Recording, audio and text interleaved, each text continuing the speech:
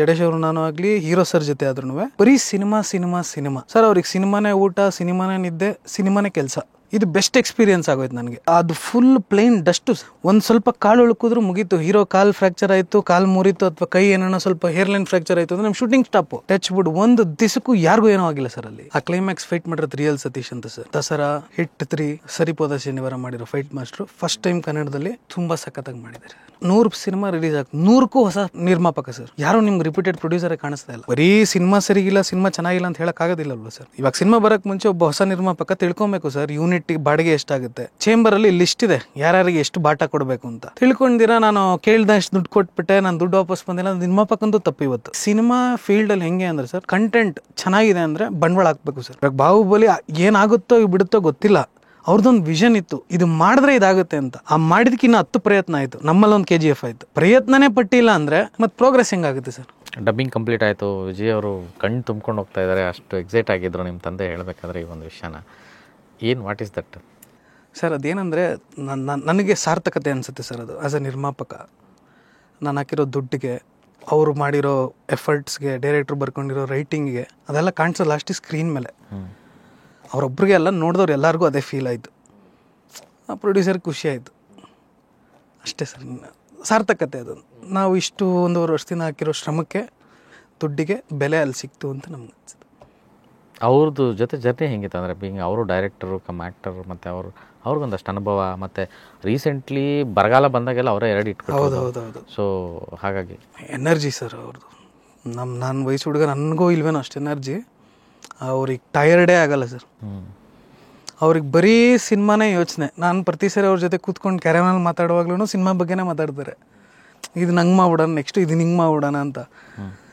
ಏನಪ್ಪ ಚೆನ್ನಾಗಿದ್ಯಾ, ಮನೇಲಿ ಹೆಂಗಿದ್ದಾರೆ, ಅದು ನಾವು ಇವತ್ತವರೆಗೂ ಅದನ್ನ ಮಾತಾಡಿಲ್ಲ ಸರ್. ಡೈರೆಕ್ಟ್ರು ನಾನು ಆಗಲಿ, ಜಡೇಶ್ ಅವರು ನಾನು ಆಗಲಿ ಹೀರೋ ಸರ್ ಜೊತೆ ಆದ್ರೂ ಬರೀ ಸಿನಿಮಾ ಸಿನಿಮಾ ಸಿನಿಮಾ ಸರ್. ಅವ್ರಿಗೆ ಸಿನಿಮಾನೇ ಊಟ, ಸಿನಿಮಾನೇ ನಿದ್ದೆ, ಸಿನಿಮಾನೇ ಕೆಲಸ. ಇಷ್ಟು ಡೆಡಿಕೇಶನ್ನು ನಾನು ಫಸ್ಟ್ ಸಿನಿಮಾಲ ಮೋಸ್ಟ್ಲಿ ನಾನು ನೋಡಿಲ್ಲ ಬೇರೆ ಎಲ್ಲಿ. ಇದೇ ನನಗೆ ಫಸ್ಟ್ ಟೈಮ್ ನೋಡಿದ್ದು. ಇದು ಬೆಸ್ಟ್ ಎಕ್ಸ್ಪೀರಿಯನ್ಸ್ ಆಗೋಯ್ತು ನನಗೆ ಸರ್. ಹೀರೋ ಇಷ್ಟು ಸಾಥ್ ಕೊಟ್ಟರೆ ನಿರ್ಮಾಪಕ ಏನು ಬೇಕಾನ ಮಾಡ್ತಾನೆ ಸರ್. ಖಂಡಿತವಾಗ್ಲೂ ಹೇಳ್ತಾ ಇದ್ದೀನಿ. ನಿಮ್ಗೆ ಹೇಳಿದ್ನಲ್ಲ ಅದೊಂದು ಕ್ಲೈಮ್ಯಾಕ್ಸ್ ಎಪಿಸೋಡು ಅಂತ ಸರ್. ಅದು ಫುಲ್ ಪ್ಲೇನ್ ಡಸ್ಟು ಸರ್. ಒಂದು ಸ್ವಲ್ಪ ಕಾಲು ಉಳುಕಿದ್ರು ಮುಗೀತು. ಹೀರೋ ಕಾಲ್ ಫ್ರಾಕ್ಚರ್ ಆಯಿತು, ಕಾಲು ಮುರಿತು, ಅಥವಾ ಕೈ ಏನೋ ಸ್ವಲ್ಪ ಹೇರ್ ಲೈನ್ ಫ್ರಾಕ್ಚರ್ ಆಯಿತು ಅಂದ್ರೆ ನಮ್ಮ ಶೂಟಿಂಗ್ ಸ್ಟಾಪು. ಟಚ್ ಬಿಡ್ ಒಂದು ದಿವಸಕ್ಕೂ ಯಾರಿಗೂ ಏನೋ ಆಗಿಲ್ಲ ಸರ್ ಅಲ್ಲಿ. ಆಮೇಲೆ ಇವರು ರೋಪ್ ಶಾಟ್ ಕೂಡ ಇವರೇ ಮಾಡಿದ್ರು. ಡಬ್ಬಿ ಏನಂತಾರೆ, ಡಮ್ಮಿ ಹಾಕ್ಸ್ಲಿಲ್ಲ ಸರ್, ಡೂಪ್ ಹಾಕ್ಸ್ಲಿಲ್ಲ ಇವರು. ಪ್ರತಿಯೊಂದು ಮೂಮೆಂಟು ವಿಜಯ್ ಸರೇ ಮಾಡಿರೋದು ನಮ್ಮ ಇಡೀ ಸಿನಿಮಾದಲ್ಲಿ. ಆ್ಯಕ್ಷನ್ ಹೇಳ್ಬಾರ್ದು, ಆದರೂ ಹೇಳ್ತಾ ಇದ್ದೀನಿ. ಆ ಕ್ಲೈಮ್ಯಾಕ್ಸ್ ಫೈಟ್ ಮಾಡಿರೋದು ರಿಯಲ್ ಸತೀಶ್ ಅಂತ ಸರ್. ದಸರಾ ಹಿಟ್ 3 ಆಮೇಲೆ ಸರಿಪೋದ ಶನಿವಾರ ಮಾಡಿರೋ ಫೈಟ್ ಮಾಸ್ಟ್ರು ಫಸ್ಟ್ ಟೈಮ್ ಕನ್ನಡದಲ್ಲಿ ತುಂಬ ಸಖತ್ತಾಗಿ ಮಾಡಿದ್ದಾರೆ. ಪುಷ್ಪನ ಅವರೇ ಮಾಡಿರೋದು. ಹೌದು, ಪುಷ್ಪನ ಅವರೇ ಮಾಡಿ ಫಸ್ಟ್ ಪಾರ್ಟ್. ಏನೋ ದೊಡ್ಡ ಮ್ಯಾಜಿಕ್ ಇದೆ ಒಟ್ಟಿನಲ್ಲಿ. ಅಂದರೆ ಒಂದು ಇವತ್ತಿನ ಸಿನಿಮಾ ಮಾರ್ಕೆಟ್ಗೆ, ಅಂದರೆ ಸಿನಿಮಾಗಳು ಸಣ್ಣದಾಗಲಿ ದೊಡ್ಡದಾಗಲಿ ಅನ್ನೋದೆಲ್ಲ ಮ್ಯಾಟ್ರು. ರೀಚ್ ಔಟ್ ವೈಸು ತುಂಬ ಚೆನ್ನಾಗಿದೆ ಸ್ಪೇಸ್. ಅಂದರೆ ನಮ್ಮ ಸಿನಿಮಾಗಳು ಬರ್ತಾ ಇದೆ ಅಂತ ತಕ್ಷಣವೇ ಆ ಕಡೆ ತೆಲುಗು, ತಮಿಳು, ಮಲಯಾಳಂ, ಹಿಂದಿಯವರೆಲ್ಲರೂ ನೋಡ್ತಾರೆ ಈ ಕಡೆ. ಸೊ ನಾವು ಅಷ್ಟೇ ಬೇರೆ ಸಿನಿಮಾಗಳು ಬಂದಾಗ ಎಲ್ಲನೂ ನೋಡೋದು ಅಭ್ಯಾಸ ಆಗಿದೆ. ಮತ್ತು ಇವತ್ತು ತುಂಬ ದೊಡ್ಡದಾಗಿ ಆಗಿದೆ. ಓವರ್ಸೀಸ್ನವರು ಕೂಡ ಕಾಯ್ತಾ ಇರ್ತಾರೆ. ಸೊ ಆ ಲೆವೆಲ್ಗೆ ಒಂದು ಮಾರ್ಕೆಟ್ ಅನ್ನೋದು ವಿಸ್ತಾರ ಆಗಿದೆ. ಸೊ ಆ ಒಂದು ನಿಟ್ಟಿನಲ್ಲಿ ಲ್ಯಾಂಡ್ ಲಾರ್ಡನ್ನು ನೀವು ಹೇಗೆ ರಿಲೀಸ್ ಅಥವಾ ಅದನ್ನು ಹೇಗೆ ತೊಗೊಂಡೋಗ್ಬೇಕು ಅಂತಿದೆ. ಆ್ಯಕ್ಚುಲಿ ಆಫ್ ದ ರೆಕಾರ್ಡ್ ನಿಮ್ಮ ವಿಷನ್ಸ್ ಕೇಳಿದ್ರೆ ತುಂಬ ಇಷ್ಟ ಆಗ್ತಿತ್ತು. ಅದಕ್ಕೇ ನನಗೆ ನಿಮ್ಮನ್ನು ಮಾತಾಡಿಸ್ಬೇಕು ಅನಿಸ್ತಾಯಿತ್ತು. ಅಂದರೆ ಈ ಥರದ್ದು ಪ್ರೊಡಕ್ಷನ್ ಹೌಸ್ಗಳು, ಈ ಥರದ್ದು ಪ್ರೊಡ್ಯೂಸರ್ಸ್ ಬೇಕು ನಮ್ಮಲ್ಲಿ. ಹೀರೋಗಳನ್ನ ಹುಟ್ಸೋವಂಥದ್ದು ಅಥವಾ ಆರ್ಟಿಸ್ಟ್ಗಳು ಹುಟ್ಕೋತಾರೆ, ನಿರ್ದೇಶಕರು, ರೈಟರ್ಸ್ ಎಲ್ಲ ಹುಟ್ಕೋತಾರೆ, ಬಟ್ ಪ್ರೊಡ್ಯೂಸರ್ಸ್ ಹುಟ್ಕೊಳ್ಳಲ್ಲ ಕಡಿಮೆ. ಸೊ ನಿಮ್ಮ ಒಂದು ಇನಿಷಿಯೇಷನ್ಗೆ ನಿಜವಾಗ್ಲೂ ಹ್ಯಾಟ್ಸ್ ಆಫ್ ಅನಿಸುತ್ತೆ ಸರ್. ಪ್ರೊಡ್ಯೂಸರ್ ಯಾವಾಗ ಹುಟ್ಕೊತಾನೆ ಅಂದರೆ ಸರ್, ಅವ್ನಿಗೆ ಹಾಕಿರೋ ಬಂಡವಾಳ ವಾಪಸ್ ಬಂದರೆ ಸಾಕು ಅಂತ ಸರ್. ಇಲ್ಲಿ ನೀವು ನೋಡಿ ಸರ್, 100 ಸಿನಿಮಾ ರಿಲೀಸ್ ಆಗಿ 100ಕ್ಕೂ ಹೊಸ ನಿರ್ಮಾಪಕ ಸರ್. ಯಾರೂ ನಿಮ್ಗೆ ರಿಪೀಟೆಡ್ ಪ್ರೊಡ್ಯೂಸರೇ ಕಾಣಿಸ್ತಾ ಇಲ್ಲ. ಅದೇನಕ್ಕೆ? ದುಡ್ಡು ಬರ್ತಾ ಇಲ್ಲ ಸರ್. ದುಡ್ಡು ಬರ್ತಾಯಿಲ್ಲ. ಹೆಂಗೆ ಕೆಲವು ಪ್ರೊಡ್ಯೂಸರ್ಸ್ದು ತಪ್ಪಿರುತ್ತೆ. ಬರೀ ಸಿನಿಮಾ ಸರಿಗಿಲ್ಲ, ಸಿನಿಮಾ ಚೆನ್ನಾಗಿಲ್ಲ ಅಂತ ಹೇಳೋಕ್ಕಾಗೋದಿಲ್ಲಲ್ವ ಸರ್. ಇವಾಗ ಸಿನಿಮಾ ಬರೋಕ್ಕೆ ಮುಂಚೆ ಒಬ್ಬ ಹೊಸ ನಿರ್ಮಾಪಕ ತಿಳ್ಕೊಬೇಕು ಸರ್. ಯೂನಿಟ್ ಬಾಡಿಗೆ ಎಷ್ಟಾಗುತ್ತೆ, ಈ ಚೇಂಬರಲ್ಲಿ ಲಿಸ್ಟ್ ಇದೆ ಯಾರಿಗೆ ಎಷ್ಟು ಬಾಟ ಕೊಡಬೇಕು ಅಂತ. ತಿಳ್ಕೊಂಡಿರಾ ನಾನು ಕೇಳ್ದಷ್ಟು ದುಡ್ಡು ಕೊಟ್ಬಿಟ್ಟೆ, ನಾನು ದುಡ್ಡು ವಾಪಸ್ ಬಂದಿಲ್ಲ, ನಿರ್ಮಾಪಕಂದು ತಪ್ಪು. ಇವತ್ತು ಅದೆಲ್ಲ ತಿಳ್ಕೊಳ್ಳಿ. 1 ವರ್ಷ ಲೇಟ್ ಆಗಲಿ ಸಿನಿಮಾ ಮಾಡೋದು, ಬಟ್ ಎಲ್ಲ ತಿಳ್ಕೊಂಡು ಬರಬೇಕು ಸರ್. ತಗೊಳ್ಳಿ, ಇವಾಗ ಎಷ್ಟು ಈಸಿ ಡಿಸ್ಟ್ರಿಬ್ಯೂಷನ್ ಆಫೀಸ್ಗಳಿಗೆ ಹೋಗಿ ಈ ಸಿನಿಮಾ ಎಷ್ಟು ಕಲೆಕ್ಷನ್ ಆಗಿದೆ ಅಂತ ತಿಳ್ಕೊಳ್ಳಿ. ಇವಾಗ ಒಂದು ಹೀರೋ ಡೇಟ್ ಕೊಡ್ತಾನೆ, ನನ್ನ ಹೀರೋ ಹಳೆ ಪಿಕ್ಚರ್ ಏನು ದುಡ್ಡಾಗಿದೆ ಅಂತ ನೋಡ್ಕೊಳ್ಳಿ, ಟಿ ವಿ ಎಷ್ಟಾಗಿದೆ ಅಂತ ತಿಳ್ಕೊಳ್ಳಿ, ಅದ್ರ ಮೇಲೆ ಸಿನಿಮಾ ಬಜೆಟ್ ಹಾಕಿ. ಮಿನಿಮಮ್ ಗ್ಯಾರಂಟಿಲೇ ಸಿನಿಮಾ ಮಾಡಬೇಕು ಸರ್. ಇವಾಗ ನಮ್ಮದು ಬಿಡಿ, ನಾನು ಹೇಳಿದ್ನಲ್ಲ ಕಾಂಬಿನೇಷನ್, ಆ ಕಂಟೆಂಟ್ಗೋಸ್ಕರ ಬಜೆಟ್ ಸರ್. ಲಿಟ್ರಲಿ ಜಡೇಶ್ ಅವ್ರು ನನಗೆ ಹೇಳಿದ್ರು, ಸರ್ ತುಂಬ ಜನ ಹತ್ರ ಓಕೆ ಆಯಿತು ಬಟ್ ಬಜೆಟ್ ಇಲ್ಲ ಅಂತ ಇದ್ದಾರೆ. ಅಷ್ಟೆಲ್ಲ ಹಾಕೋಕ್ಕಾಗಲ್ಲ. ನಮ್ಮ ತಂದೆಗೂ ತುಂಬ ಜನ ನಮ್ಮ ಮನೇಲಿ ಅದೇ ಜಗಳ. ನಮ್ಮ ತಂದೆ, ನಾನು ಗಾಂಧಿನಗರಕ್ಕೆ ಹೋಗಲ್ಲ ಸರ್, ನಮ್ಮದೇನಿದ್ರು ಇಲ್ಲಿ. ನಮ್ಮ ತಂದೆ ಕ್ಷೇಂಬರ್ಗೆ ಹೋಗಬೇಕು, ಅಲ್ಲಿ ಹೋಗ್ತಾ ಇರ್ತಾರೆ. ನಮ್ಮ ತಂದೆಗೆ ಒಂದು 10-20 ಜನ ದಿನ ಹಿಂಗೇನು ಬುದ್ಧಿ ಇದೆಯಾ ನನ್ನ ಹತ್ರ ಬಂದು ಹಿಂಗೆ ಹೇಳ್ತಾಯಿದ್ರು. ಅವ್ರು ಸ್ವಲ್ಪ ಏನಂದರೆ ಅವ್ರ ಜನ್ರೇಷನ್, ನನ್ನ ಹುಡುಗ ಇವ್ನು ಗೊತ್ತಾಗಲ್ಲ ಅನ್ನೋಂಥರ. ಬಟ್ ನನಗೆ ಅಂದರೆ ಏನು ಸರ್, ಈ ಸಿನಿಮಾ ಫೀಲ್ಡಲ್ಲಿ ಹೆಂಗೆ ಅಂದರೆ ಸರ್, ಕಂಟೆಂಟ್ ಚೆನ್ನಾಗಿದೆ ಅಂದರೆ ಬಂಡವಾಳ ಹಾಕಬೇಕು ಸರ್. ಇವಾಗ ಬಾಹುಬಲಿ ಏನಾಗುತ್ತೋ ಬಿಡುತ್ತೋ ಗೊತ್ತಿಲ್ಲ, ಅವ್ರದ್ದೊಂದು ವಿಷನ್ ಇತ್ತು, ಇದು ಮಾಡಿದ್ರೆ ಇದಾಗುತ್ತೆ ಅಂತ. ಆ ಮಾಡಿದಕ್ಕೆ ಇನ್ನೂ 10 ಪ್ರಯತ್ನ ಆಯಿತು. ನಮ್ಮಲ್ಲೊಂದು KGF ಆಯಿತು. ಹೌದು, ಪ್ರಯತ್ನನೇ ಪಟ್ಟಿಲ್ಲ ಅಂದರೆ ಮತ್ತು ಪ್ರೋಗ್ರೆಸ್ ಹೆಂಗಾಗುತ್ತೆ ಸರ್? ಸಾಲು ಸಿನಿಮಾಗಳಿದೆ. ನೀವು ಹೇಳ್ದಂಗೆ ತುಂಬ ಹಬ್ಬ, ಆ್ಯಕ್ಚುಲಿ ಒಂದು ಫೆಸ್ಟಿವ್ ಸೀಸನ್ ಅಂತಲೇ ಹೇಳ್ಬೋದು.